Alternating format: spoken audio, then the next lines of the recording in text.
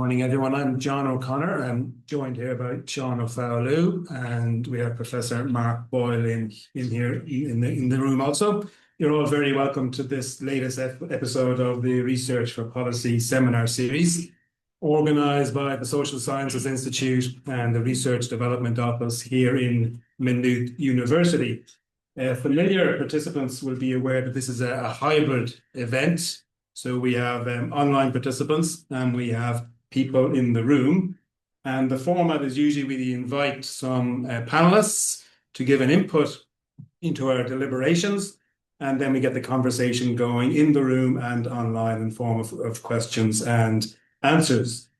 Over the last couple of years, we've had a number of these seminars looking at various parts of how research, policy-oriented research is created, shared and used in decision-making systems.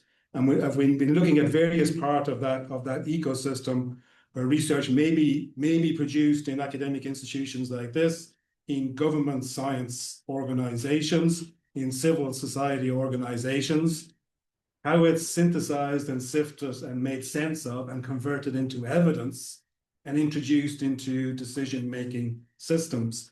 Our approach is really to understand the process, the interactions, the behaviors, the relationships that underpin research for policy, science for policy type activity, that interface between the research and research use. I'm trying to understand and unpack that particular phenomena. The experts will share their perspectives, unique perspectives on a particular part of the, let's call it the evidence for policy ecosystem. And the purpose is that we have a knowledge exchange in the room and online with a view to learning more about the system, mutual understanding, and respecting and understanding where people are coming from in this particular system.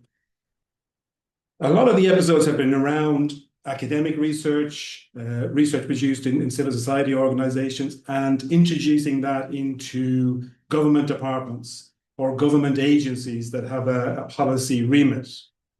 This semester and since January, there's been a slight shift in focus, and we've been looking more about the political process. So in January, we had a seminar on local government and how data and data analytics produced in universities and the local government management agency is used in local government by elected officials there. In February, we had the recently appointed government chief science advisor, Professor Aoife McLysett, and she was explaining her thinking around emerging structures for enabling the synthesis of the best available evidence directly into government on addressing grand societal challenges. Today, we're going to continue with this focus on the political arena and the use and the supply and dissemination of research-based evidence into the political system. And our two experts here today, I'll introduce them, are going to give us an insight into the parliamentary system in the first instance, so the legislator, and how and the nature of research that's produced in there, shared, and how it's used in the deliberative processes, and the extent to which parliamentary activity is informed by the best available evidence. And we'll also have a view from government about the unique calculation and processes that go on when elected officials have to use research-based evidence alongside lots of other influences and demands to make decisions. I'll introduce our two panelists, and then they will both provide a short introduction contribution on their work and how they see this field, and then we move from there into more open forum discussion. Online participants, please put questions in the chat, observations, comments, questions that you have, and we'll get to the room in about 15 or 20 minutes or so. We've got about an hour and 15 minutes. We can go a little bit longer if we need to, and if the conversation is good. So our two panelists today, first we have Dr. Claire Hickey, who's head of Socio-Economic Research with the Parliamentary Research Service in the Houses of the Oireachtas. Claire is responsible for managing the Legislative Analysis Service which includes research to support committees in their scrutiny of government legislation and private members' bills, as well as research and analysis of published government legislation. She's also responsible for managing the Parliamentary Research Service about the operation, policies and procedures of Parliament, and she manages the Parliamentary Research Service Academic Engagement Programme, which will be of interest to many participants. Prior to joining the Oireachtas, Claire had a range of senior research and evaluation roles in community and voluntary sector organisations, and has also worked as an academic researcher. So, no pressure, Claire, you're responsible for ensuring the Parliament is well informed in its deliberations. After we hear from Claire, we'll hear from Denis Naughten, who many of you will be familiar with. He's got 27 years experience of politics and government. Denis has served as a TD, Member of Parliament, and Minister for Communications, Energy, Climate Action and Environment, with experience at national level on the EU Council of Ministers, in UN negotiations, and through the Global Interparliamentary Union. He works now with public bodies, research organisations, innovative companies to translate complex ideas into clear, persuasive messages that resonate with policymakers and help build lasting relationships across government, industry and the wider public policy system.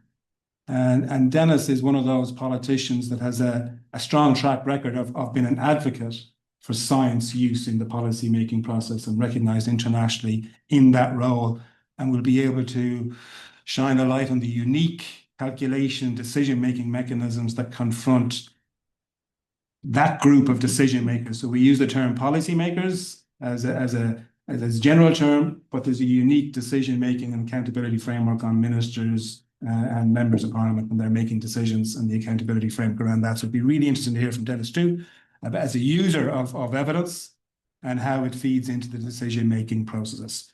So we'll hear from both speakers. First, I'm going to ask Claire, the floor is yours. Thanks.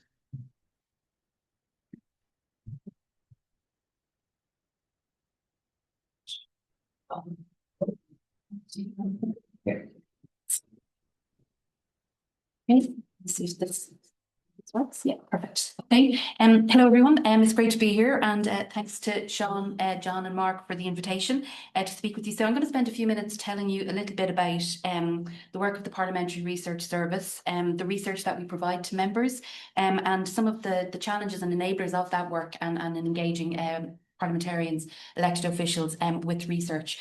So I'm going to start off by just saying a little bit about our service. So Parliamentary Research Service provides impartial and evidence-informed research to support the houses of the Oireachtas, committees and individual members. So we have sanction for 22 senior researchers. We have 20 in post at the moment. We have a couple of people out on secondment, and they're organised into subject teams. You can see them there on the slide, with expertise in law, economics, social science, agricultural and environmental science and political science. So we provide, as I say, research to members and committees to support them in their scrutiny of legislation. So that's the bit that I look after, and also their policy development work through our commissioned research service. And I'll talk a little bit more about what those services look like and what they entail in a few minutes. But I suppose before I get to there, I just wanted to say a little something about how research is used in Parliament. And I suppose this is the issues highlighted on this slide, I guess, are based on experience, our own experiences as a Parliamentary Research Service, but also on those of other Parliamentary Research Services that we have contact with, and the wider research literature. So I suppose the reason that I include all of this long list on the slide is, I guess, to demonstrate the range and complexity of uses of research by members, and the kinds of needs that research serves in Parliament. And we, as a research service, have to be cognizant of how the research is used at the end of the day in terms of how we work and what we produce.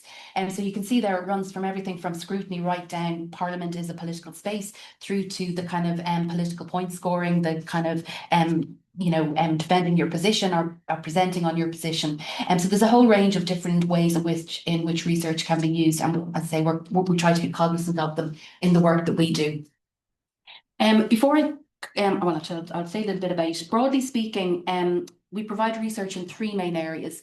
So we have what we call the legislative analysis service. So that's where we provide resources and briefing papers to members on government legislation.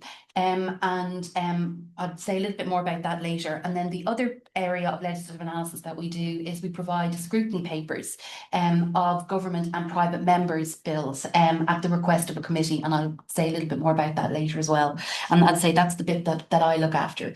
And my colleague Dermot O'Sullivan, he looks after what we call our commissioned research service for members and committees, and that's largely used to support policy development work either at the individual level or at the committee level. And then the final area of our work is what we call our topical research programme. And they are proactive papers that our team prepare. They're not necessarily linked to the weekly schedule or what's going on directly in Parliament, but they are based on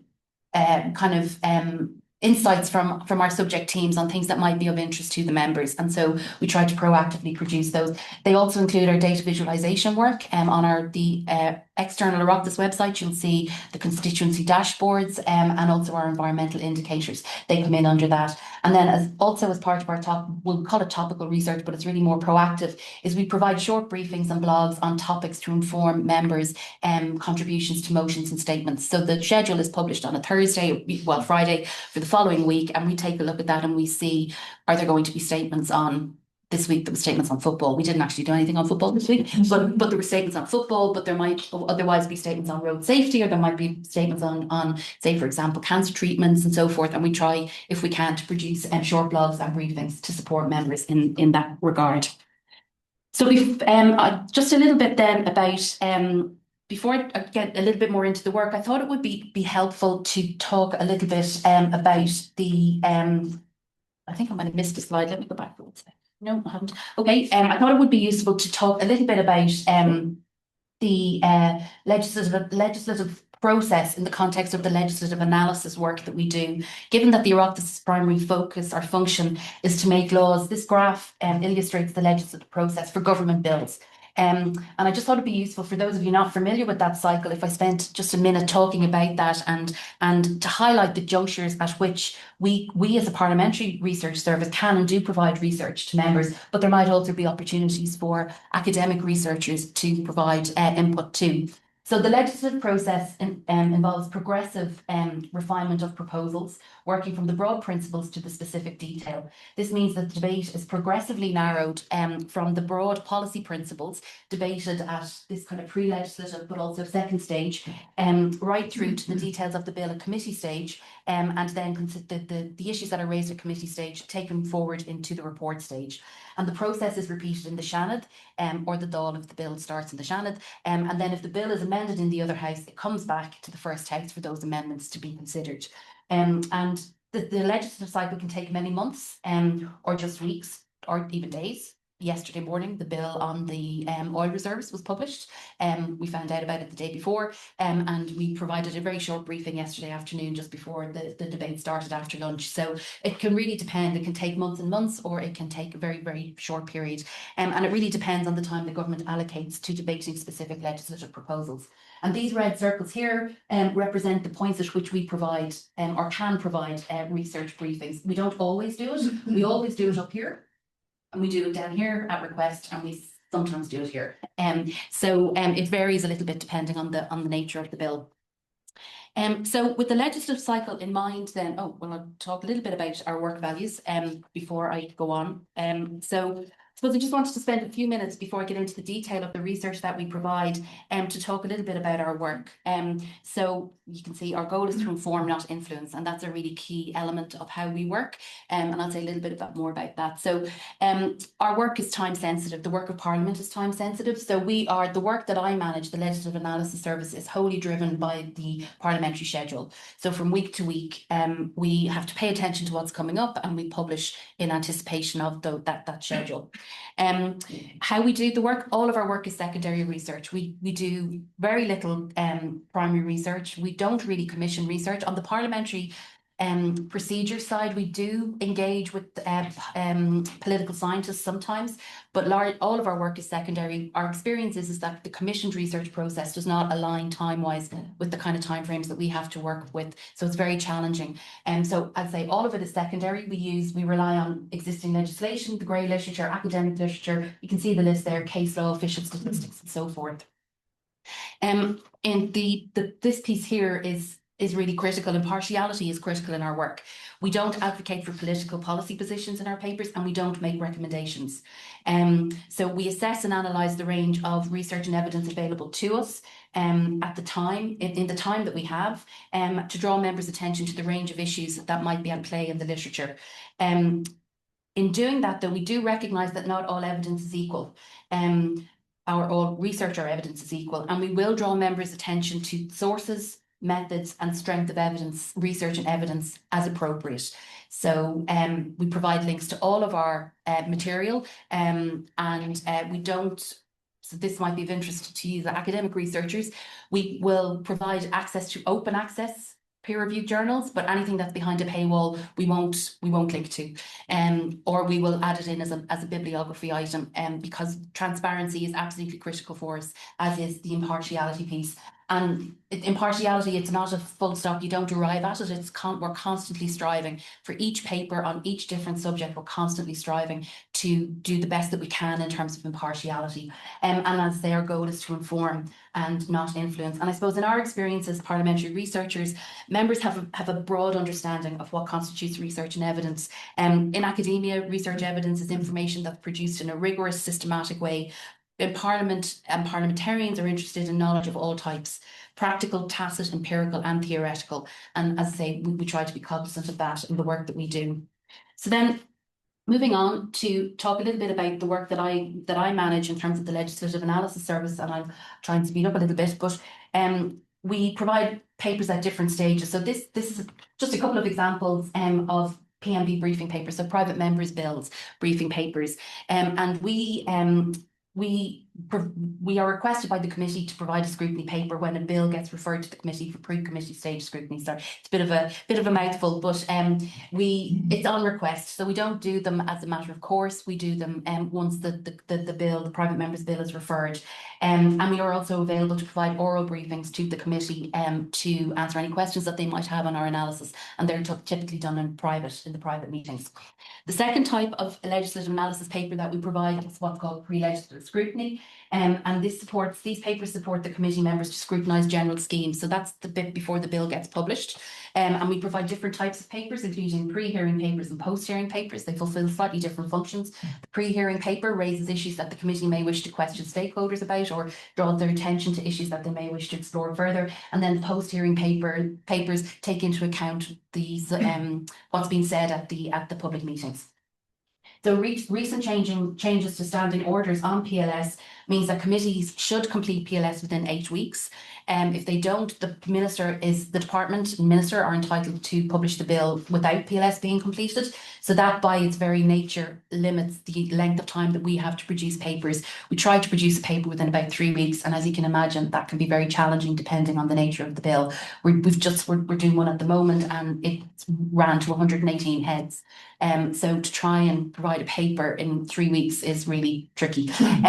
So that's the pre-legislative piece, and then this is our government bills papers. So these are our other key legislative research papers. So we've got two different types. We've got what we call a briefing paper, policy and legislative briefing paper, and a bill digest. The briefing paper provides policy and legislative context to the particular legislative proposal. The bill digest then analyses the published bill in detail. This briefing paper is a relatively recent it's a new product for us, it's a new briefing paper for us. And really we introduced it in order to try and manage the incredibly tight timelines around producing bill digests. So sometimes we might only find out the week before that a bill is coming up for debate, and it's such a short turnaround time that we really have to focus on what's in the bill. So the policy and leg briefing paper gets published around the time the general scheme gets published. We put it out into the membership. They're also available on the Oireachtas website, and it allows members and their staff to engage earlier with the issues, the policy and legislative issues, before the bill is published. And it then means that when the bill does get published and is scheduled for second stage debate, in this publication, the Bill Digest, we're able to focus on the bill itself. So we provide analysis of what's in the bill, what does it mean, and what are the implications. So these bill digests published 24 hours in advance of second stage debate. The Tuesdays are always difficult for us if a new legislation has been introduced, because we have to get it out on a Monday.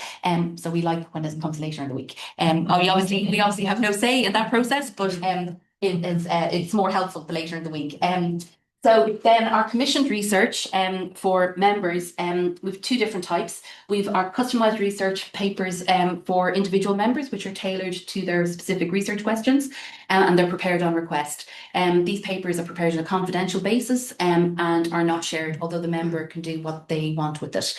And then the other type of paper is customised research papers for committees, and they are also prepared on request, and they typically provide analysis of policy issue that is of interest to the committee, and the completed paper can be used as best suits the committee's needs. And I just put a couple of examples up there. In terms of the individual papers, I'll just give you a quick flavour of some of the papers we've completed recently. I can't put up any images or whatever, but I'll give you quick sense of what they are. We've published on data centres and energy use in Ireland, national and international approaches to educational assistance for children with additional needs, an overview of the EU restoration law, artificial intelligence, public policy and comparative approaches to the regulation of AI, Ireland's rural development strategy, and how electoral registers are managed in other countries. So you can see really wide range of material. Our topical research programme then, we have two kind of different types. I mentioned the papers briefly at the top of the presentation. We provide what are kind of these notes and spotlights. So they're papers that, as the senior researchers, as they're working on other work, they identify topics that we think might be of general interest to members, and we publish them separate to the schedule, separate to the legislative programme. And so they're just a couple of examples. And then this publication here, Research Matters, we prepared that. That's a compendium of articles that we prepared, and they're short articles. They're a bit different to what we normally do, but they're short articles treating policy issues that we thought members coming into the 34th Dáil 27th Janet would be interested in or would likely have to be grappling with in terms of legislation. So they cover a whole range of issues across the legal, economic, social spectrum. So, and that's available online as well on the Oireachtas website. And then finally, to say our better constituency dashboards and environmental indicators series. This is an example of our constituency dashboards. These are the icons along. You can analyse at the ED level across family, housing, economics, transport, education. This maybe health and wellbeing. But they're publicly available, and it's quite a popular and well used resource of ours.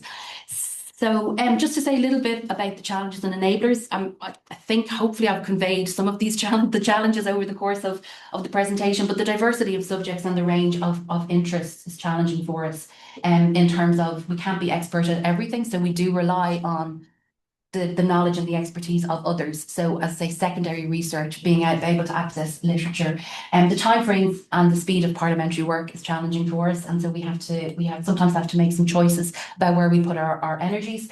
Competing, and everybody will be familiar with this now, we were just talking about AI before the session started, competing sources of information and variable quality. That's something we have to keep an eye on all of the time, and it's linked to the impartiality piece. And so that's a constant watchword of ours, is the impartiality. In terms of some of the things that we've tried to do to mitigate those challenges, the easy to use formats and jargon-free language is really critical to engage members.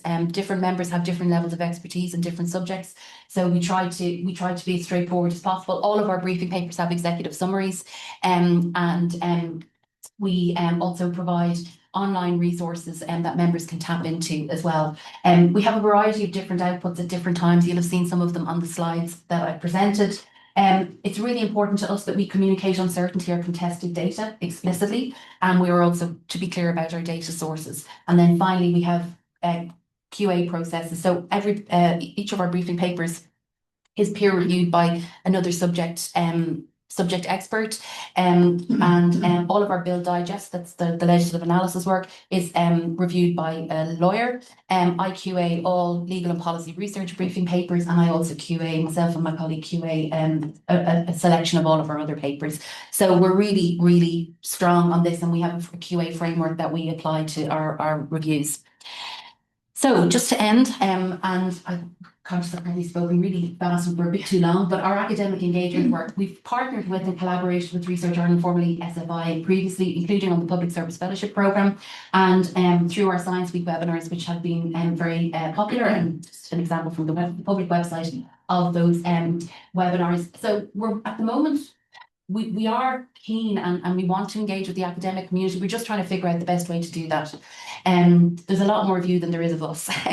And so how best do we tap into contemporary research? How do we know what's happening in particular fields is a challenge for us. Our library colleagues are fantastic. We have access to fantastic online resources and hard copy books, and that's really, really brilliant. But keeping on top of what's contemporary is challenging for us. We're still trying to figure that out. It's a work in progress. And so this is why it's really great to have an opportunity to speak at these kinds of events, to hear people's views and feedback. So I'll leave it there, and I'll hand over to you. Sorry, Dennis.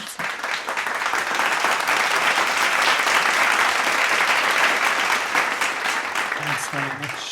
Yeah, that was brilliant. Really, I found that really fascinating. I mean, apart from the importance of the work that you're doing, but again, to go through the kind of technical pieces of it, the administrative processes, and where there are opportunities for introducing evidence into the parliamentary process was really interesting. We might have a few clarifications before we go to the open Q&A, but really interesting about the nature of the work, the context you're working in, particularly the pressures of time around capability, challenges, enablers.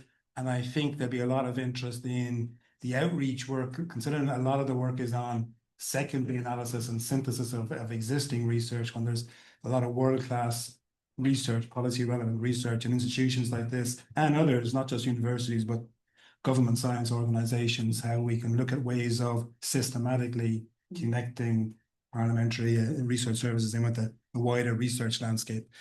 Then we're going to move on to a consumer or a user of the research in the political realm. And I always find these very interesting. Often a part of the whole evidence for policy ecosystem that's a little bit of a black box for us, a little bit of a mystique about how research-based evidence enters and perlocates in the political process, and then the demands and the pressures and the influences that you have to balance and broker and grapple with. So really looking forward to your insights and challenges that you might want to put to the room. Again, people online, keep those questions coming. We're monitoring those chats, and we'll be opening up to the floor soon. Thanks, John, and thanks for the invitation to come here. Claire went through a huge amount of detail there, so I'm going to try and keep my initial comments high level, and I'm very happy to answer any questions, specific questions, if you want, later on in relation to it. I'm going to touch on a couple of different high-level issues just over the next couple of minutes. The first thing is, what is a policymaker and the types of research evidence that they actually use. The needs of politicians, who are decision makers, who are one aspect of the policy making process, how you can actually make an impact with them. And then I'm going to give a couple of examples that I dealt with as minister on two extremes in relation to using evidence to give you an idea of the challenges that are there.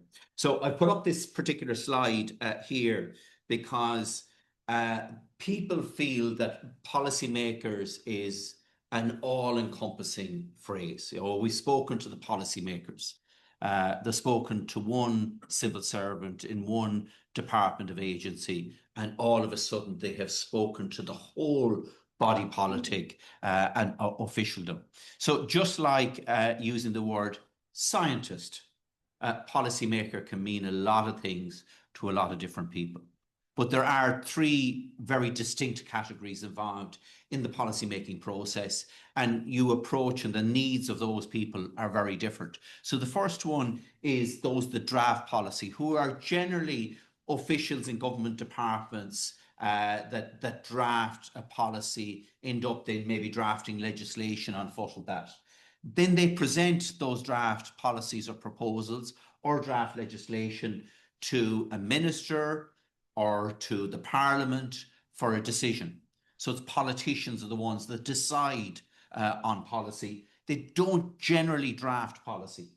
And then you have the bodies that are involved in delivering on that, sometimes within government departments, sometimes outside of that. Within my own department that I was involved with, in the Department of Communications, Energy and Natural Resources and Climate Action, we had the Sustainable Energy Authority of Ireland was one of those agencies that delivered on policy. Teagasc would be another agency that would deliver on agricultural policy, and there's numerous ones right across the public service.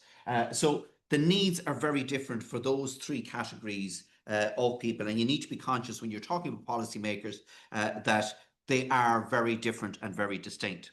So I think there's probably three headline types of use of research, and that is substantive use, strategic use, and elaborative use. And in terms of substantive use, what I'm talking about is where people are using research evidence to make a decision or to develop a policy. Usually it's the people that's drafting that policy. Potentially it could be a minister that's involved in that. Normally the Oireachtas and the Dáil and the politicians aren't generally involved in the use of it for a substantive purpose, unless it's coming up to an election and they're drafting manifestos. Then they will actually rely on that. The other good example of that was Socio-Economic, which is actually a really good case study in terms of how the academic input had a direct influence on policy. And in relation to Socio-Economic, which set out a 10-year programme for the health service in Ireland, the politicians cross-party decided where they wanted to be in 10 years' time, but they were never going to get agreement from people before profit right through to, Fine Gael and Fianna Fáil and everything in between that were on that committee at the time. How are you going to get agreement on how to get from where we are today to where everyone had agreed that we wanted to get to in 10 years' time? And Roisin Shortall, the chair of that committee, brought in academics from Trinity College who used an evidence-based approach in terms of advising the committee how to get from the starting point through to the end point based on academic evidence. And it's a good example of where research was used to actually deliver on a policy proposal.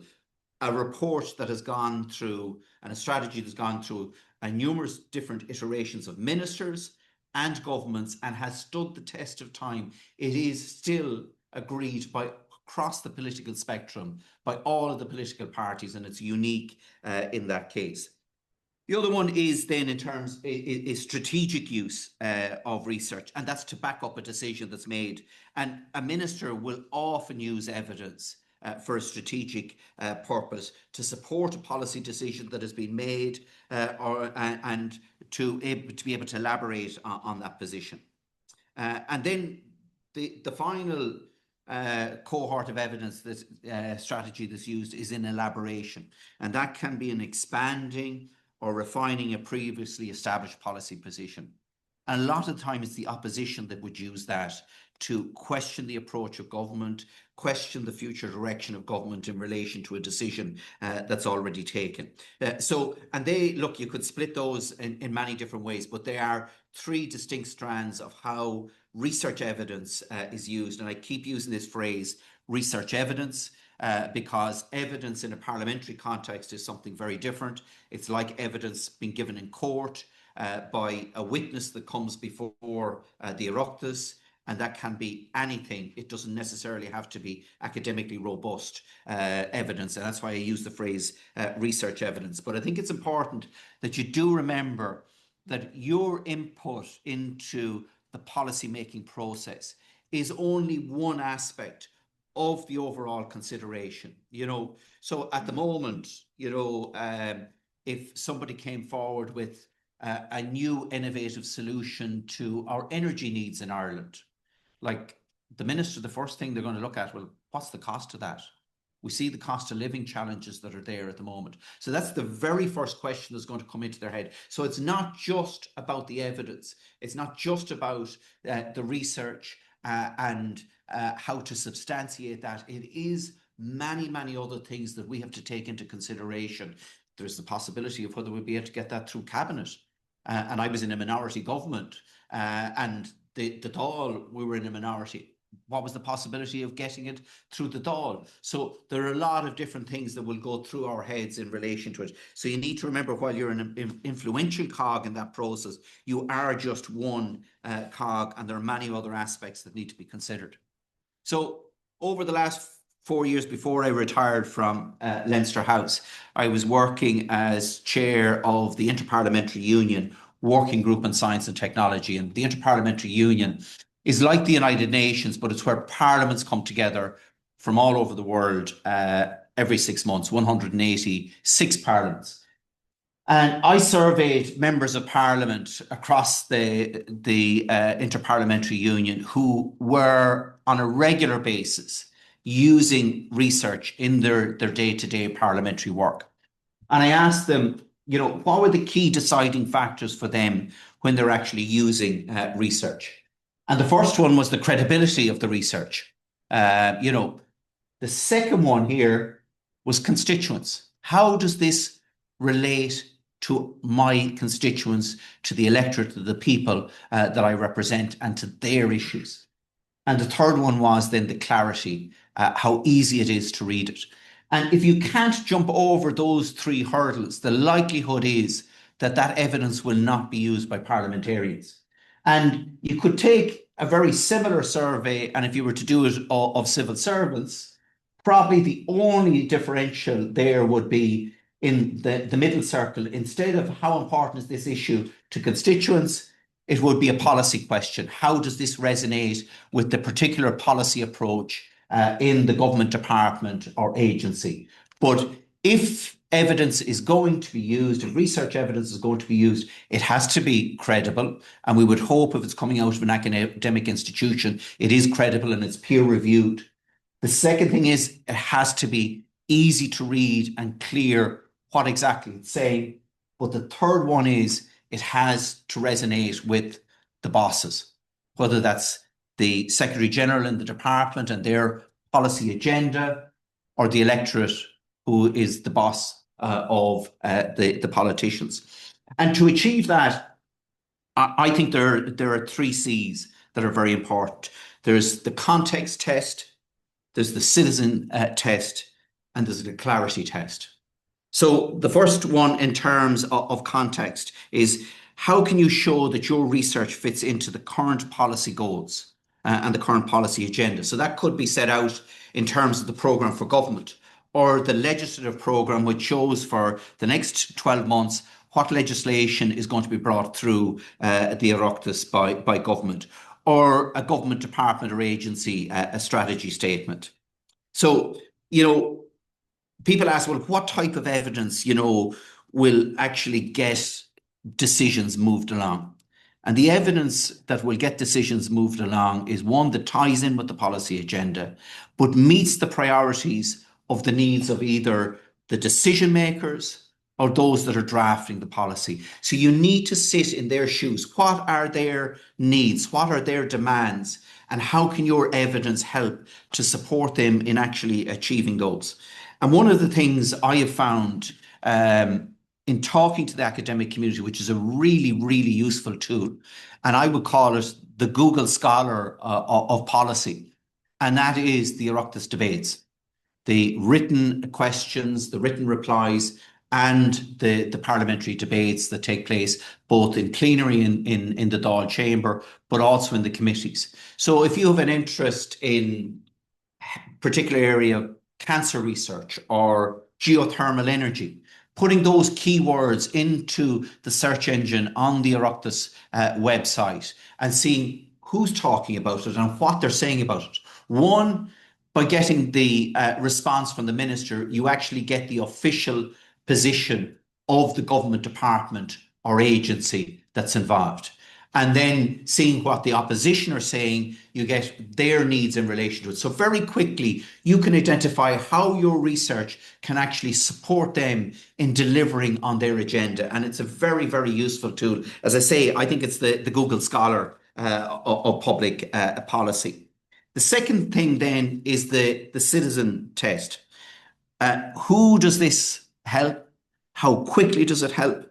Because sometimes people forget that regardless of whether you're a politician or a public servant, it is public policy you're delivering. You're delivering for the public. So how does this impact on them? And there was a running joke when I was minister within the department, because it was the one question I asked every single civil servant that sat down in front of me in relation to whatever the proposal was coming forward. How does this impact on individuals? And sometimes they'd look with a blank face and they'd have to go off and think about it. But they always had the answer before we proceeded with it, you know. And it is an important question that you need to answer. And, you know, it is something that is very hard to get into that mindset and thinking about. But one of the tools that I found really useful, and I've done a lot of work with the World Academy of Art and Science on this, and it's a UN concept called human security. What it is, it's a problem-solving method that puts the individual and the community at the center of that problem. And I think if you're trying to look at, well, what's the citizen impact in relation to this, using human security as a tool to actually frame that is a mechanism that I think is probably useful to consider. And then the third C is the clarity test. So can you explain your research without a PowerPoint? Can you explain it simply and easily? And why do you need to do that? Because, for example, if you leave this room here today, or if you're watching online and you're walking down the street and you happen to run into the relevant minister that's responsible for whatever piece of work that you're doing at the moment, you'll get about 30 seconds with them as they walk along the street, or you bump into them. Minister on their own has absolutely no control on delivering on anything. The first thing that they're going to have to do is to go back into the department and talk to the officials that are dealing with that particular piece of policy. What are they going to be able to say to them when they go back in? If you give them a complex message, it's going to be gargled up by the time it gets back into the civil servant and the civil services. I haven't a clue what they're talking about here. And it gets shoved under the carpet and forgotten about. It's like Chinese whispers. You need to have a very clear, distinct message so that the minister or the civil servant that you run into after the conference can bring that back, can get other colleagues on board, or me as a TD, that I can go into the Dáil and explain it to my colleagues in the Dáil, that they get the concept and say, yes, that's a great idea. Then they can come back and get more evidence and more research to back that up once the concept is agreed. So it is important that you have a simple message.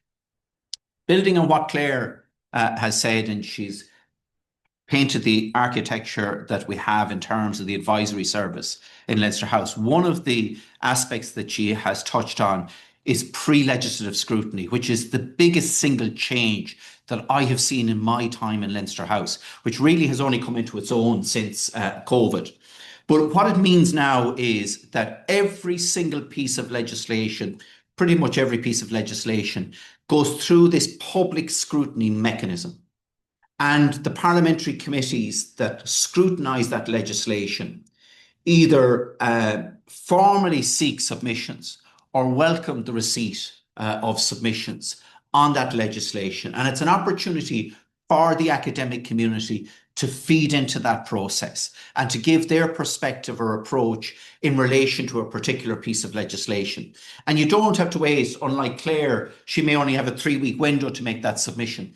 The legislative programme is published months in advance. You know what's coming up. You only have a single sentence in relation to what's in it, but you can start actually framing your submission once you know what the agenda is. You go to Google Scholar in the Oireachtas and you find out the minister probably has elaborated a bit more on what actually they intend to include in that particular piece of legislation. And you can be in a position to have your submission drafted and ready to submit to the committee once that's done. And the great thing about submitting to the committee is that once the committee produce their report on the pre-legislative scrutiny, they 99 times out of 100 also publish all of the submissions that they get. You have citation number 1. If the committee decide based on your submission that they want to hear from you, and you actually get the opportunity to come in and present orally to the committee, citation number 2. If the committee actually agree with the points that you've been made and make a recommendation in their final report, citation number 3. And if there's a recommendation in the report, the minister is obliged to address that, either by incorporating it into the legislation, or if they're not, they must explain to the Dáil why they have not done that. Citation number 4. You could also have, after the pre-legislative committee report has been completed, the Library and Research Service can do a report on that. And they could reference your particular evidence that you've given in written or in oral form, citation number 5. Straight away, particularly for early and mid-career researchers that want to make an impact, there is an opportunity there. It is the low-hanging fruit in relation to this, and it's a mechanism that's not being used today. And Parliament is a really useful tool because you can get that valuable citation. The other thing about it is that you're bypassing the civil service filters. And I've seen on numerous occasions in my own department where evidence was presented to the civil servants, but they felt, oh, the minister won't go with that, or that won't get through the Dáil. And that evidence gets filtered out. By presenting directly to Parliament, you're bypassing that particular filter. The other thing about it is that evidence is presented as you have submitted it. So you have control over how it's presented, and it's not taken out of context. It also gives you a direct line to the decision makers, the politicians who have to vote on the legislation, who have to allocate the funding on delivering the policy, but also the TDs and senators can challenge the minister on the floor of the law. Have you seen this piece of research that's been commissioned by Maynooth University? What's your position on that? Are you going to respond to that? Are you going to address the issues that are raised in that research? And a piece of research here that has gone into the programme for government and will hopefully be enacted in this legislation, in this Dáil, that was commissioned here by Maynooth University was in relation to family carers. A piece of research that was commissioned here, which I was lucky as chair of the committee, brought the researchers in to present that evidence. The committee made a recommendation on that, advised the minister on it, and that has formed part of the programme for government today and will hopefully be implemented over this Dáil session. So there is the opportunity to influence and build momentum and communicate your message to other peers that are in this space as well, because they can read some of the debates that are going on and say, actually, that researcher is in the same field as me. Let's see if we can actually build on that. Or there's an NGO that reaches out and says, look, we want to support you in relation to that. So it provides you with a very useful platform to actually bring your research to an additional and new audience. So some food for thought for people. So just before I conclude, I just want to say that, look, keep it simple. How will your research benefit real people? And what is the change that is needed to make that happen?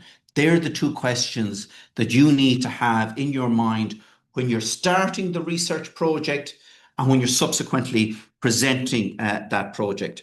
So just very finally, I'm going to touch on 2 examples as minister that I dealt with in terms of how research impacted on decisions that I had to make as minister. The one is in relation to, and Brian is here beside me, Brian O'Gallagher, and when he was here and presenting last October, I gave the example of the modelling that was carried out in University College Cork, energy modelling, the Times Ireland model that they used. And they worked very closely with the officials in my department in doing that modelling. As a result of that, when we were negotiating the 2030 climate and energy targets, I was able to pose questions to my officials who could work with Brian and his team and could come back to me with answers in terms of, well, if we went for a particular target at European level, what were the implications for Ireland in relation to that? And we found that there had to be a significant change in relation to how the Commission was taking the approach regarding the measurement of energy and climate targets between 2020 and 2030. If not, it would have had very serious economic implications for Ireland. And it was on foot of the modelling that Brian did. I was able to take that to the Commission, who weren't very sympathetic to me. However, I was able to take it to my German colleague, who understood that I had a problem. And the officials from my department went to Berlin, sat down with Brian's modelling, and were able to explain to the German officials why we needed this particular concession. And at a late night meeting in November, the following November, the Germans came in and backed the Irish position, and we were able to get that over the line.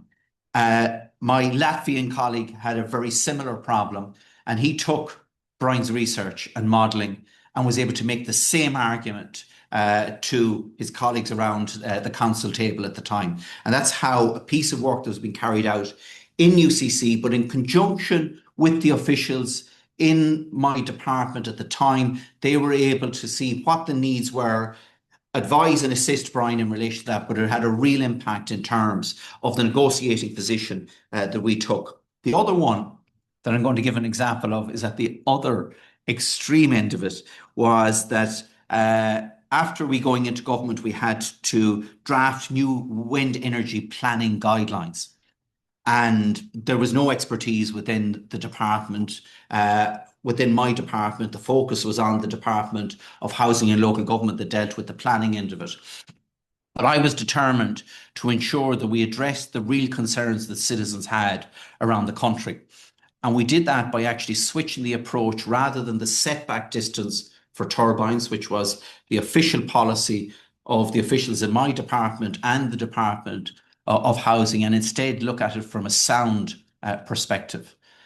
And the evidence that I used personally in relation to that was a book that was produced by a team of academics in Australia on wind farm noise measurement, assessment and control.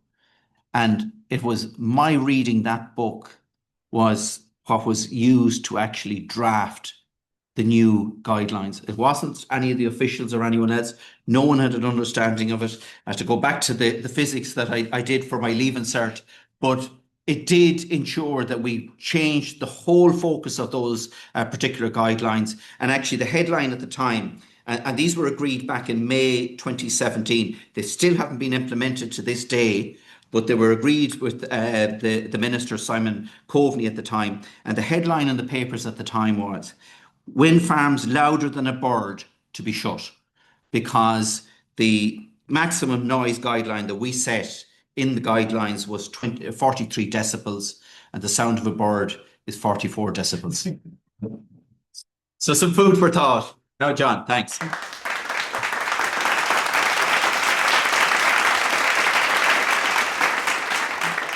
Thanks very much, Denis, and again to Claire. Fascinating, really brilliant insights there from the kind of political realities of a politician in terms of having to engage with, let's use the term evidence, but we mean research-based evidence when we say that, but have to engage that, and a good understanding about the role of research, the impact of research, and the decision to use, or the influence or the weighting that research might have. And I know you did your own data there collection, and I was interested in your own primary research, and maybe it's an occupational hazard of being a politician turned researcher, but the questions were asked to express your first, second and third preference for the options. But clearly elected on the first count there was credibility. I think that's an interesting one for us to think about. It might prompt some questions about what creates a trusted source of evidence. What is the credibility? Is it around the institution? That could be UN, OECD, institutions like the CSRI. Is it around the research methodology itself? Is it around the individuals? And what is it about individuals? Because quite often it can be individuals can be seen as very credible sources, and that kind of personalism, which is a feature of kind of policy making here, is something that maybe gets picked up on the questions. But really two brilliant insights into the parliamentary process and the political process on the interface with research and policy making, particularly focusing on political decision makers. So there's a lot of questions coming in. This is going to be like the Public Accounts Committee. But it's all friendly fire, I can assure you. We're going to go to the room here first, and we're going to use a microphone, a roving mic. So you raise your hand. We might take a first round of questions, and if you just declare your institutional affiliation, and if you're directing a question to one of our panelists, just say who you might like, you think is best placed to address it or both. So show of hands for anyone who wants to start, get the ball rolling. Then we'll come to the questions online. Listen. Brian O'Gallagher, UCC. Thank you very much to both of you. I have a question for each of you. So Claire, the complexity of what you're grappling with in terms of timelines, I was fascinated by, and I was curious. It looked in some respects open-ended, and I was wondering how open-ended it is. When you say that you can respond to members' questions, do they have a quota, or can they ask 20 questions a day? How do you grapple with that? And then it's a question for both of you, actually. We've got new mechanisms or new processes emerging in the interface between science and policy, and I was wondering what your individual perspectives on the opportunity of those are. I'm thinking particularly of the National Science Advice Forum, which hasn't met yet, but will be meeting next month, and we haven't had such a body before. But then we've existing kind of collective bodies like the Irish University Association, the Royal Irish Academy. So the tapping into, because as you mentioned, Claire, there's a challenge with, who do you go to, or how can you, and so sometimes is it easier if there's a collective group that can be accessed, or is it more on the individual side? And just to thank Denis for the sharing additional information on the impacts of our research. It's wonderful to hear, especially when you don't know in advance the how far the impact can stretch, and so I really appreciate that. Thank you. Mine was 45 decibels. You put that. Going to take, I think, a few of them, and then we'll go back. Might ask right. Okay. Nicola Mountford from here in Maynooth in the School of Business. I was just wondering, given the emphasis on credibility and clarity of communication, is there a difference between quantitative and qualitative research in that regard? And maybe declaring my bias slightly, does qualitative research struggle to avoid, to be clear and to be credible in that context? Another one, I think. Ian, yeah, thanks, Mark. Thanks very much both for the presentations. My name's Ian Martyr. I'm a criminologist at Maynooth University. I have a question for Claire. Claire, we were in touch a little bit a while ago on your academic engagement strategy that you were working on at the time. And you mentioned it there that you're still kind of trying to tease out some of what the mechanisms of that might be. I was just wondering if you could tell us a little bit more about your thought process in that respect, whether there are particular goals that you think academic engagement would be useful for yourself, for the members, and if you have any thoughts on some of the possible mechanisms you might use for that. Thanks. Okay, I think we're going to go back to John first, and we'll come back to everyone else. Thanks, Mark. And we'll do a second round again. We'll just handle those three first up. Brian, first off, and I think congratulations first off to Brian O'Gallagher, who's been recently appointed as one of the first members of the National Science Advisory Forum, one of the mechanisms he was talking about there. So congratulations to you, Brian. But the question there, maybe I combined two of them there for Claire, but one was around the general area around capacity, timelines, demands, pressures on being responsive, but linked to the other question about how that capacity could be expanded by more outreach type engagements, maybe with the academic or other parts of the research infrastructure. And then while you're formulating your answers to that, Denis, you might be thinking about these, and both of you can think about, if you want to add in the piece around methodologies, and they're more influential at different stages of the decision-making process in terms of the methods that are being used. And if you have any reflections on the emerging institutionalization and systemization of evidence for policy, for example, the Chief Science Advisory Mechanism and other mechanisms about the potential that might be there for that. But we might go to you first, Claire, on the kind of capacity issue. Yeah, sure. So coming to your question, Brian, in terms of what we can do for members, I suppose thinking about the two strands of the work, the commissioned research work that we do and the LAS work, the legislative analysis. If I talk first about the LAS, Denis mentioned it already. The legislative programme is the framework which guides the work that we do in the LAS. So the legislative programme gets published at the beginning of every session. So January after Easter, and again then in September. And so government categorises all of the proposed legislation that they want to deal with in three categories: priority for publication, so A list; B list priority for drafting, and C list all other bills.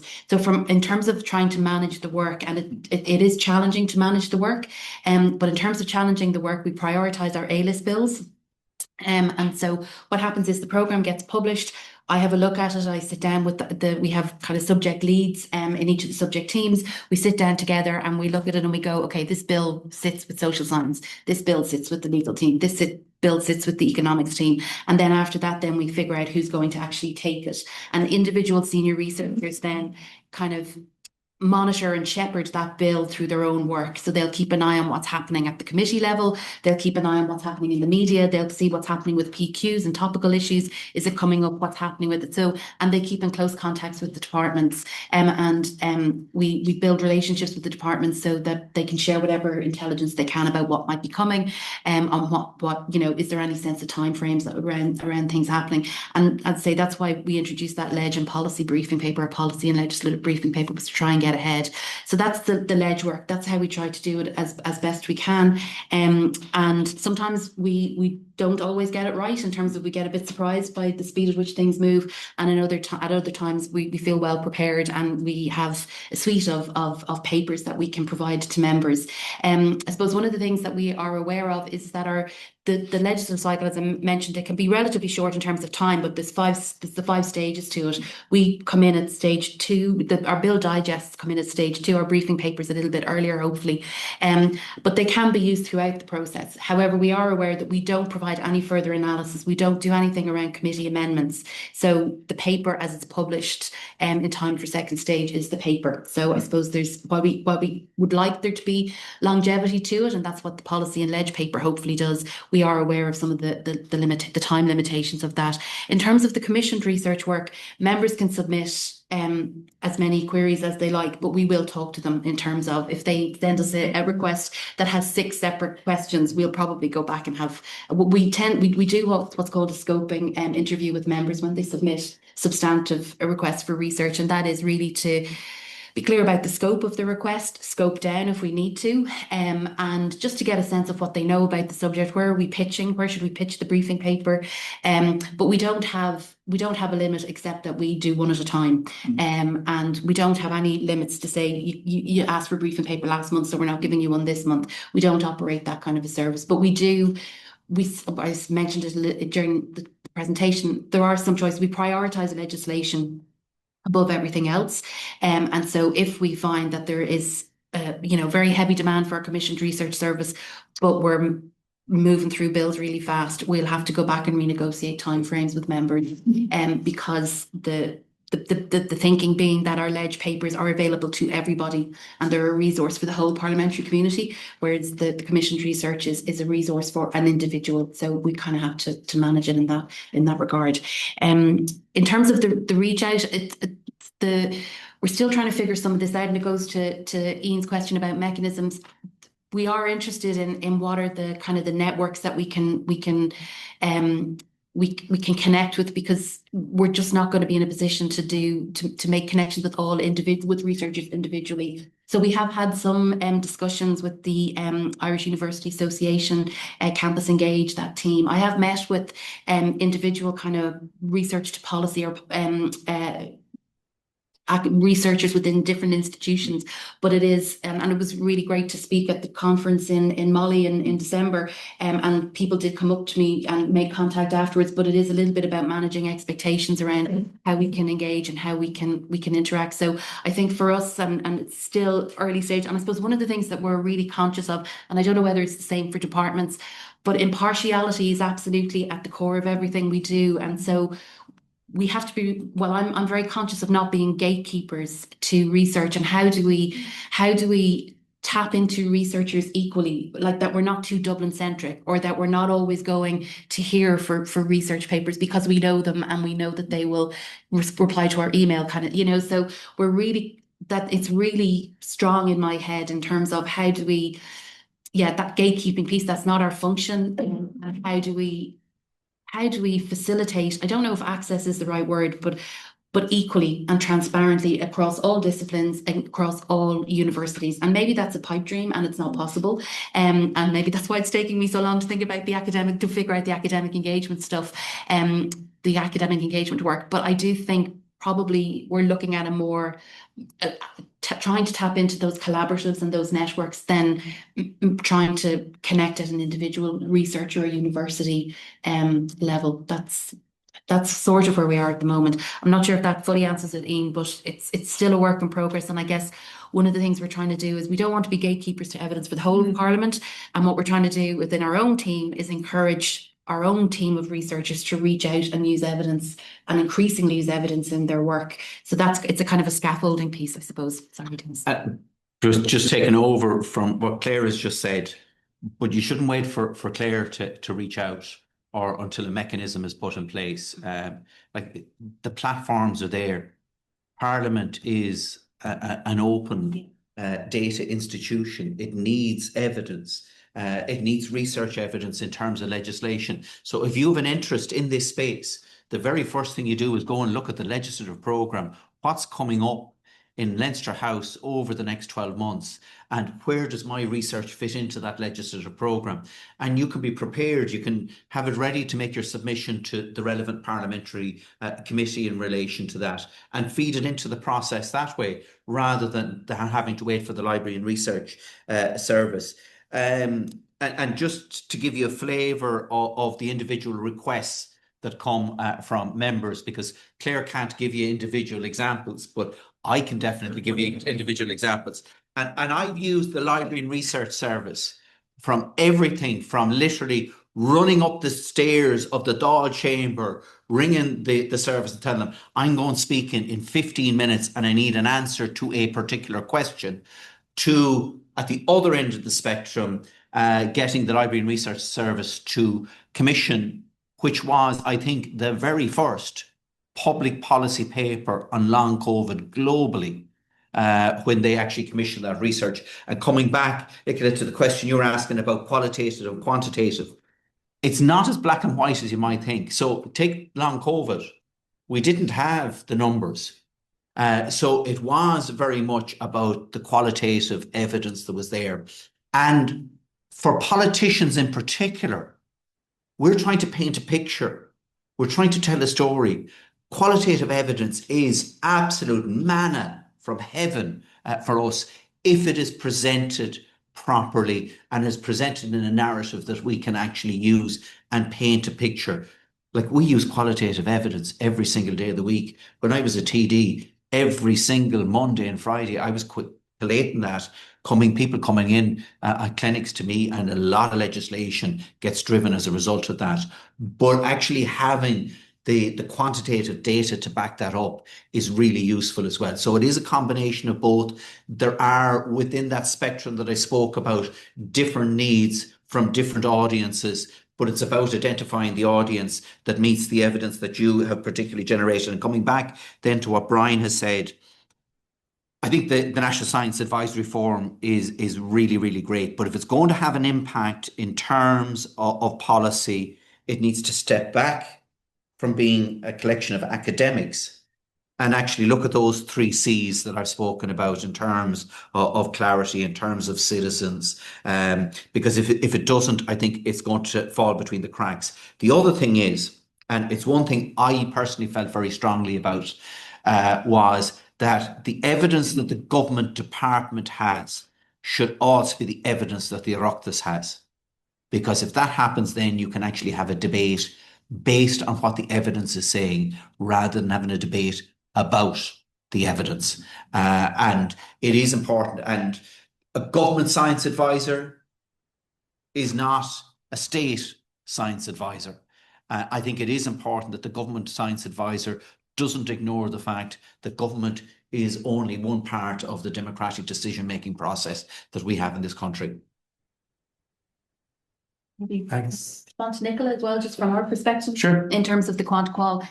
So much like Denis, we use both, and I suppose we have a multidisciplinary team, and within those teams there's multidisciplinarity as well. So we definitely use both quant and qual. I mean, for all of the evidence that we refer to or the research that we refer to, sourcing it, transparency is really important, being able to link to it,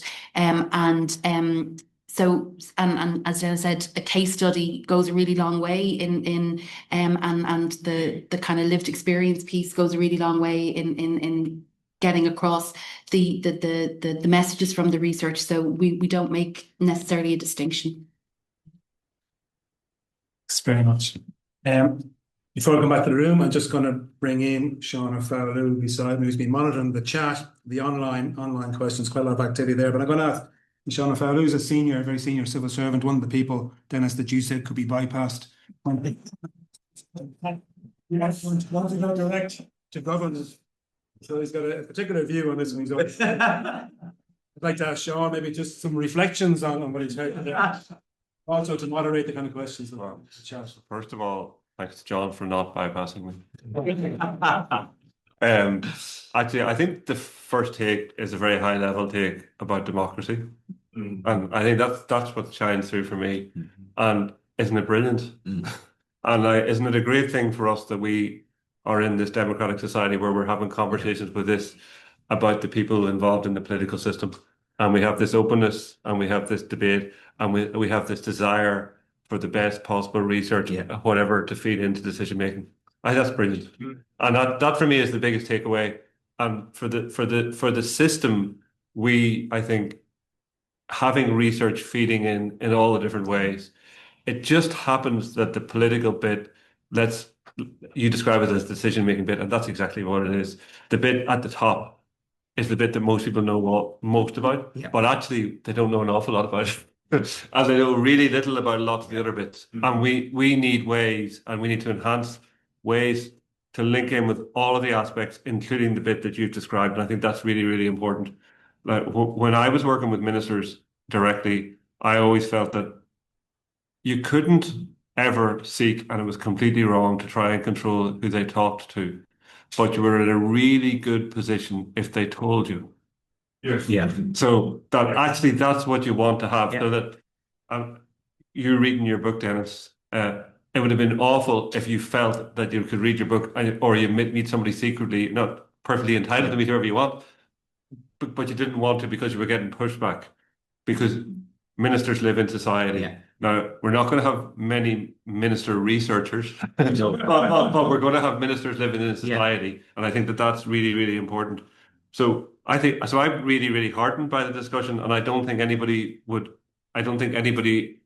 want that's in the room or online would want any different sort of a system to be in place.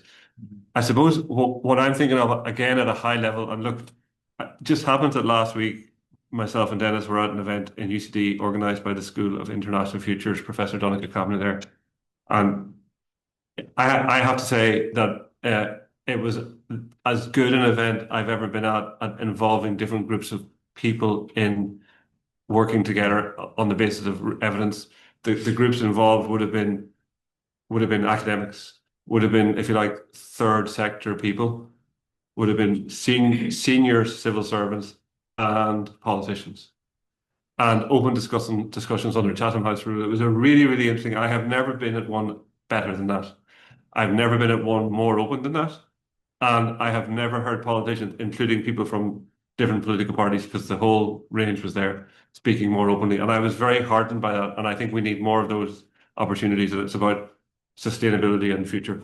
But one of the big issues that came through that for me was how politicians you talk about citizen. Politicians can lead, but they can't lead too far. They need help. So could you maybe talk about that help? What sort of help they need to move into I haven't even gone to the questions yet, and there's loads.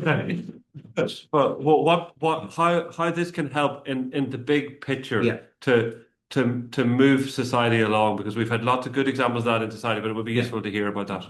And I will answer that, and I just make a comment first of all in relation to what Sean has just said. And actually, there was a throwaway comment made at one of the workshops last week, and that was that civil servants aren't interested in academic research feeding into the system. And I tackled them straight away. And I said, no, that's not the case. In fact, it's the exact opposite. They do want it, but it has to be in a manner that they can actually use. So it comes back to actually packaging it for them. And my experience has not been that there was any inbuilt bias in not providing evidence to make the best possible decision, but evidence was getting whittled away because it was felt that that option wasn't going to be possible. And in fact, we had and developed a far more open relationship within the department where I was able to feed evidence in that I got, and the officials saying, well, if you can get this politically over the line, absolutely, we'll work with you in relation to it. And it was that type of co-creation that was important. And to come back to Sean's question, for us as ministers and politicians, if we have a big picture, and that big picture can be supported with evidence and research to show us we can actually achieve this if we put the investment in or the policy change, but this is the end goal. It allows me as minister then to go to cabinet or go to the Dáil Chamber and say, look, we want to bring fibre optic cable to every single home in Ireland because we can actually do it. And then we can get the commitment in terms of getting the officials to draft up the proposals to actually bring the legislation and the policy forward.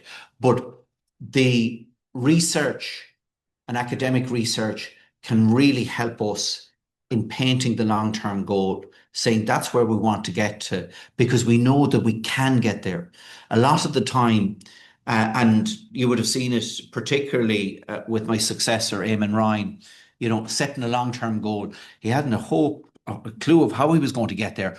But if you didn't set some long-term goal, we would never achieve it. Now, it makes it much easier for Darragh O'Brien, who's the climate minister today, or any other Darragh O'Brien, to actually say that's where we're going because we actually have a roadmap to deliver it. We have the academic evidence. And that gives me the confidence then to go, or Darragh O'Brien the confidence to go to cabinet with that, to get cabinet approval, to get Dáil approval and legislative approval for a particular approach. And that's where evidence can be really, really useful. Yeah, just going to go to the questions. Some of them have been answered, but there's a huge desire about how do you engage, how do academics engage?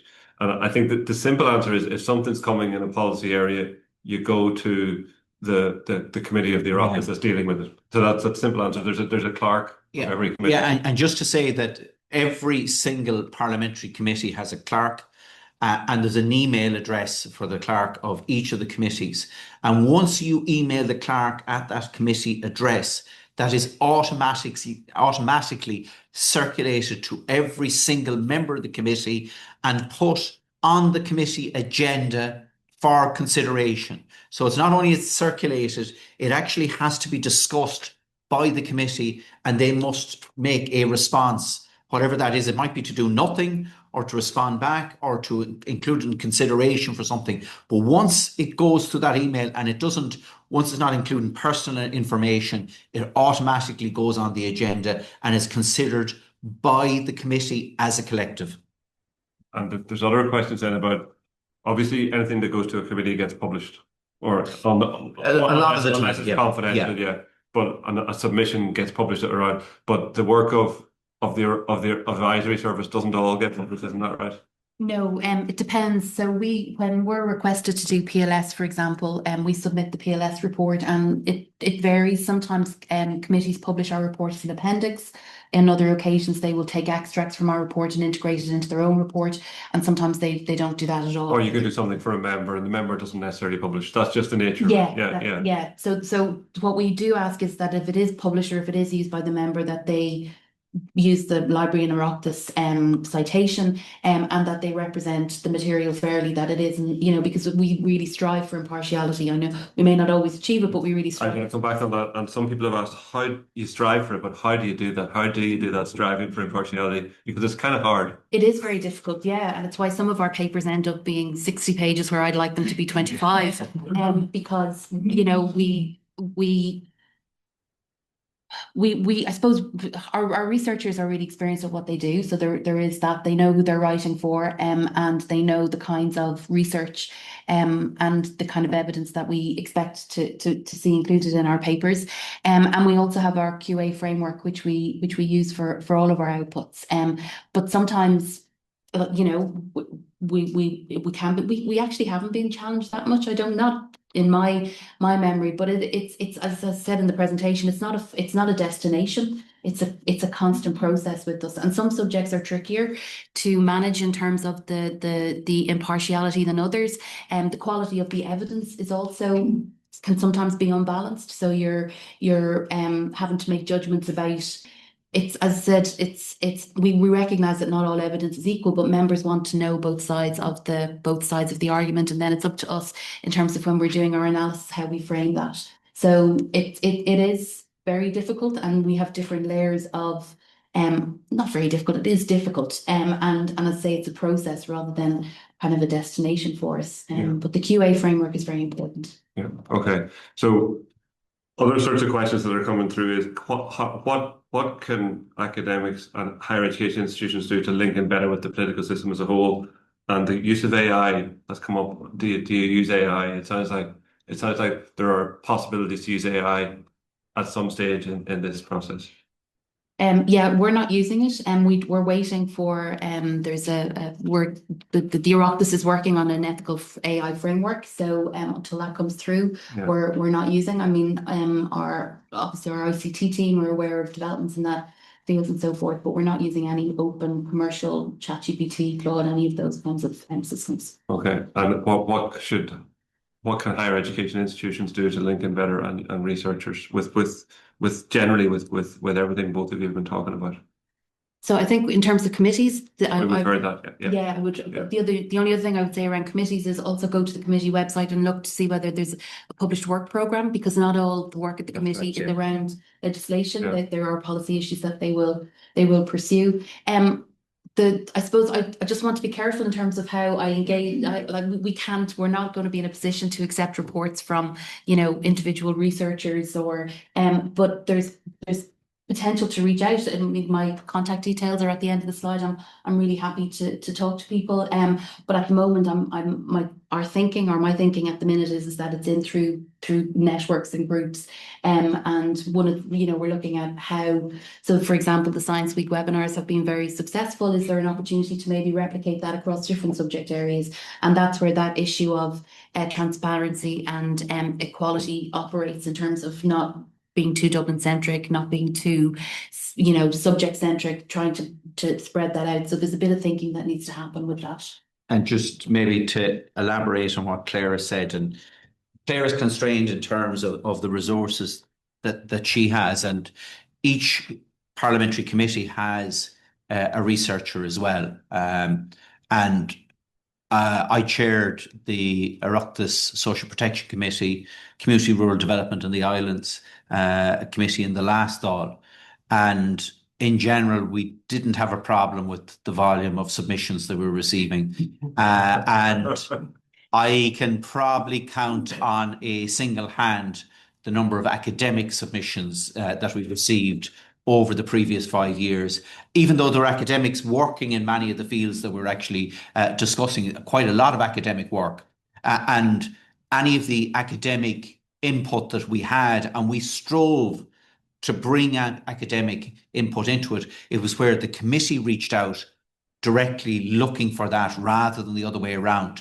So, and Claire is right, the legislative programme is one thing. Each committee has set out its own programme of work, and that's done on an annual basis, and you can actually see that the committee is going to be considering A, B and C over the next 12 months. So, for example, it could be the Rural Affairs and Islands Committee might be looking at transport issues on the islands or energy issues on the islands. And there's an opportunity for quite a number of people working in very different spectrums of research that could feed into that. And you can always preempt and make a submission and say, I see that this is on your work programme for the next 12 months. This is our view on it, or we have like to make an input in relation to it, and that'll be either oral or written, or maybe both.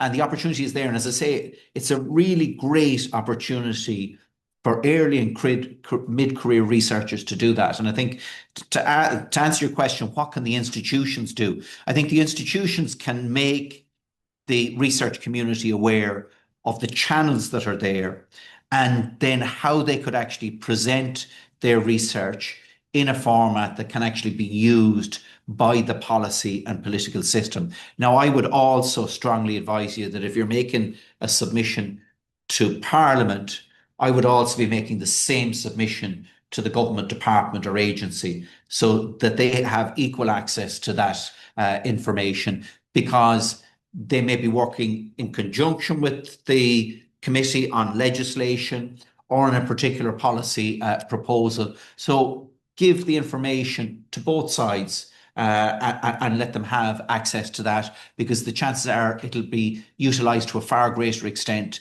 by doing that. Just one thing, John, you asked about credibility, and you know, how do politicians look at credibility? One of the ways they look at it is, well, if I'm going to stand up in the Dáil and speak about a particular piece of research or cite a particular piece of research, how is that going to come across as being credible? And the likelihood is that I'm going to reference the institution where that research comes from, or the academic publication that it comes from.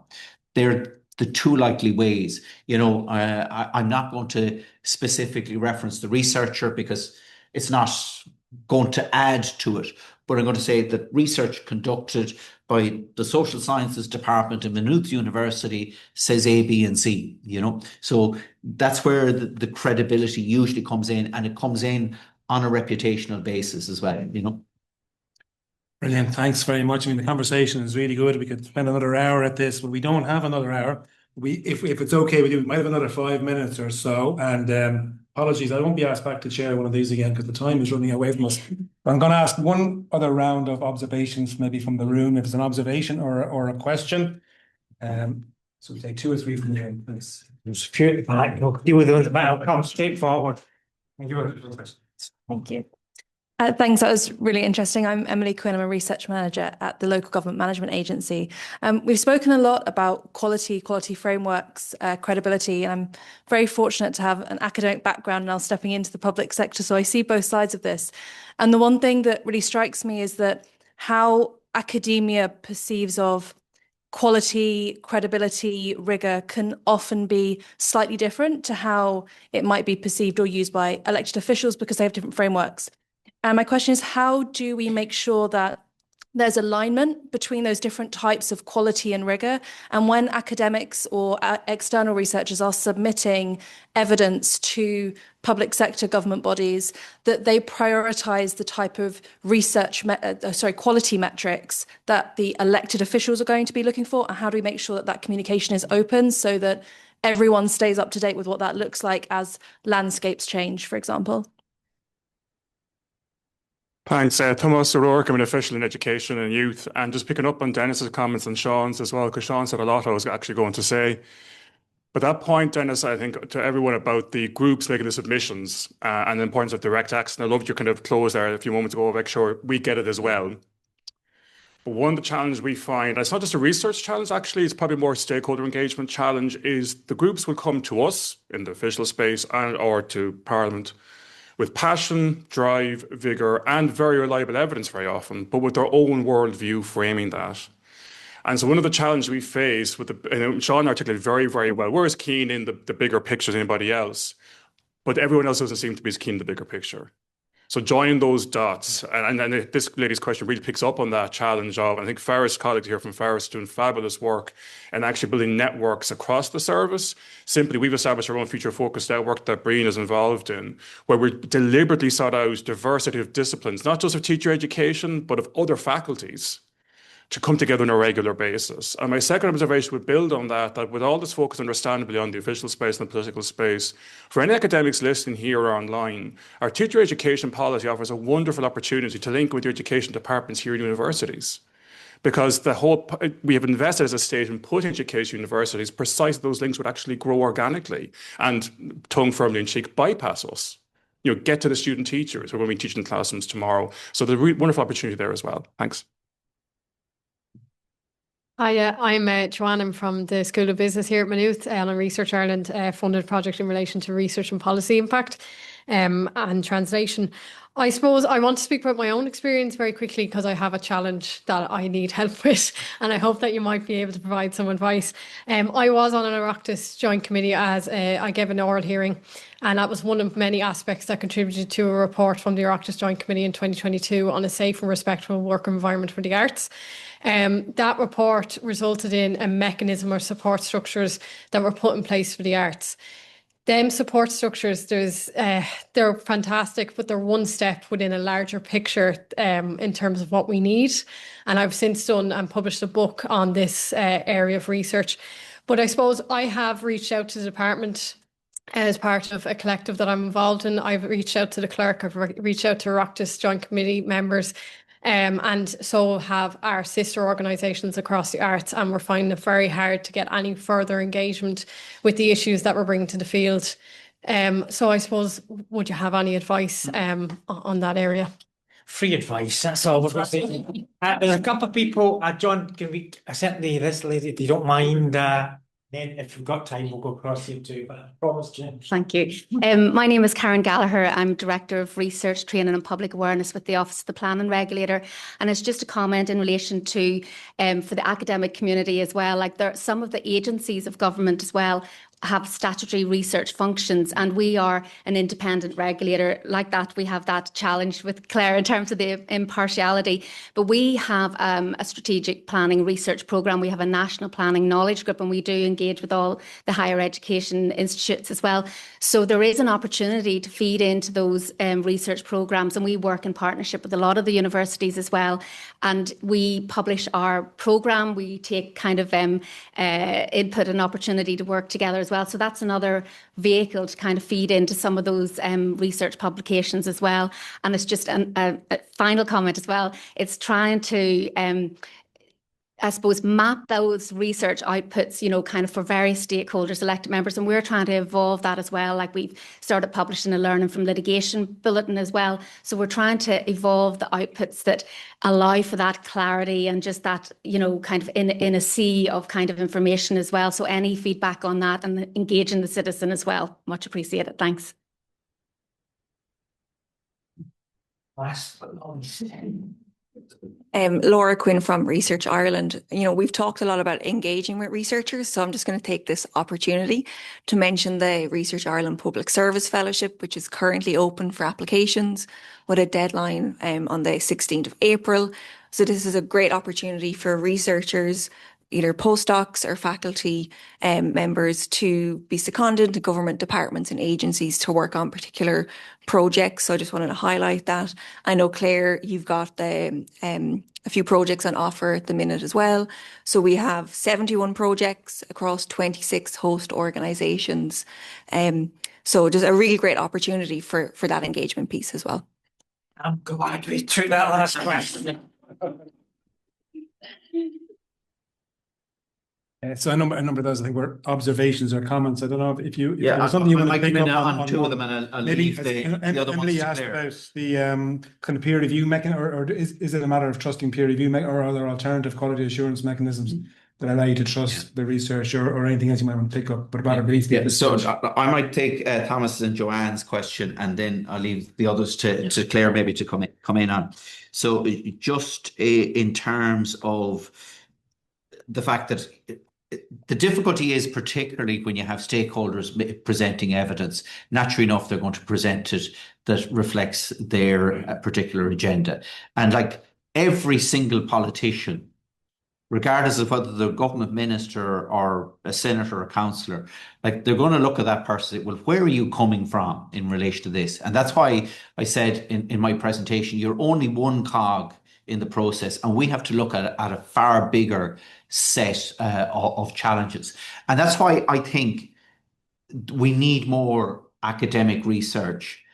Absolutely. Look, there's always bias with everything, but there's less potential bias there and less conflict, usually with academically robust researchers coming in. And it really helps us then to weigh up and challenge some of the other evidence that we're getting. And look, at the end of the day, what all of us want to see is that whatever the decision on a policy or legislation that is done, that it's in the interest of the state today and in the long-term interest. And I have to honestly say that from every single public servant that I have dealt with, from local authority right up through to government departments, their goal is the same, and their singular objective is in relation to that. Sometimes you might have to debate about what is that, but you know, everyone is moving in the one direction. And I have to say that the department officials really want this evidence to come into them, whether it's an agency or a government department.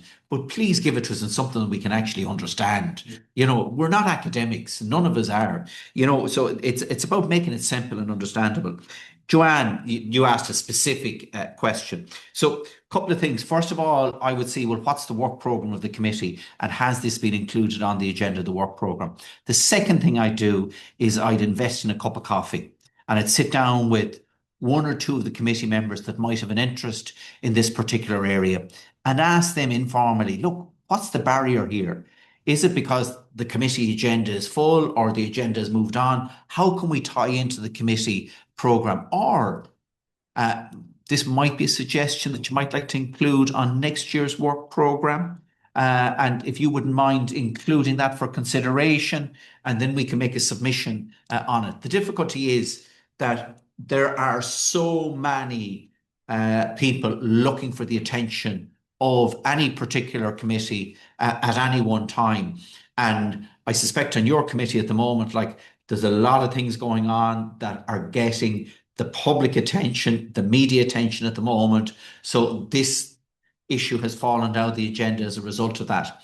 One of the things that I did now, and it might be a suggestion that you might like to put to one of the TDs or senators on the committee. So on my committee, we had quite a number of different broad issues. All we used to do was appoint a rapporteur to deal with a specific issue. So they could be working behind the scenes, engaging with the sector, putting together the bones of what recommendations could be. And that could actually reduce the amount of time that the committee might need to deal and consider with it in public session. So if you have some politician that might be sympathetic to this that's on the committee, they could go to the chair of the committee and say, look, I'll act as rapporteur and I'll start to pull some of this together so the committee can then consider it. Emily, I think, I'm not sure if I fully got your question, but it's about the alignment between academic research and what politicians need. Is that roughly? Yeah. So, I mean, I suppose, from our perspective, like, I came into the Oireachtas from a primary research role where, you know, my training had been, the report is setting out what the questions were, your literature review, this is your methodology, this is your findings, and this is your conclusion. And so that works really well in that kind of formal training setting. But for the kinds of outputs that we produce, that doesn't work so well. So I think it's I mentioned it, I think in the presentation, is around the different formats and preparing different formats for different audiences and for different purposes. And so we can see from the kind of work that we do, we have short briefing papers that are only 10 or 12 pages that just provide high level examples of our analysis of what's going on. And then we provide deeper dive papers where we have the time and members have the time to engage more fully with the subject areas. So I think it's about thinking about what do you want, why do you want to share it, and what do you need to share it for, and then tailor do that.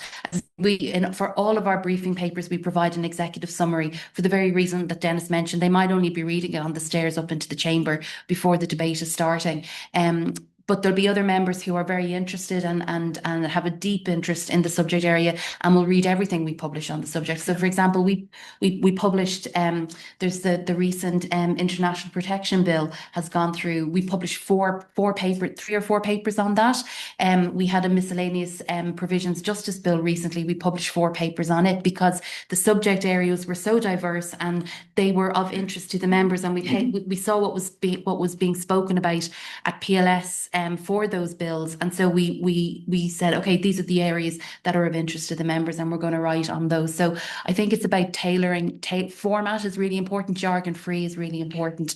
And also the other thing, I suppose, maybe to mention, I don't know, is we've gone largely digital. We print practically nothing anymore. It's all of our material is delivered through our online avenues, and that's how most of our members are engaging in the material. So that's why things like clickable links and not just I think I mentioned earlier that, you know, open access is the way to go. We will of course use peer-reviewed material from behind paywalls, but we have to be their members being able to access then that those kinds of materials become challenging. So for us, in the first instance, if we can, open access is our route. So thinking about things like that, and if they're really interested in the subject, they'll click on the link to the fuller report. So I suppose that's just some of the.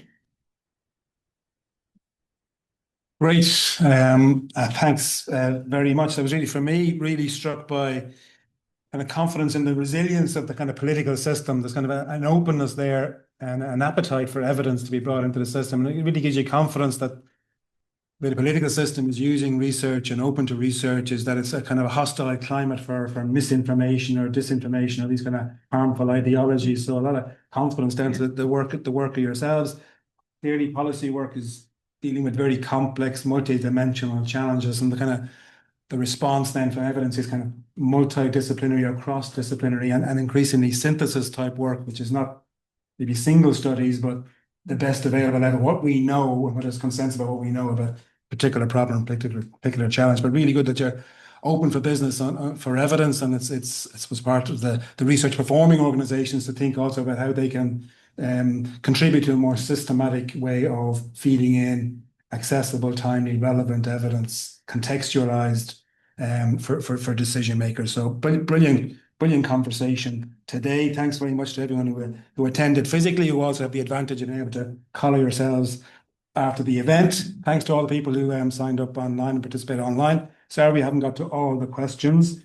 Thanks to our own production team here and Orla, and appreciation for Denis and Claire in particular for being our panelists today.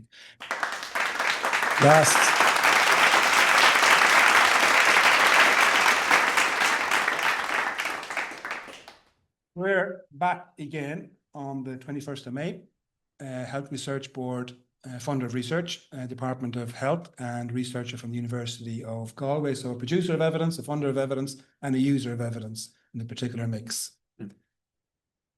And thanks very much for production again today, making us look very professional as always. So until the next day, 21st of May, thanks again. See you then. Bye.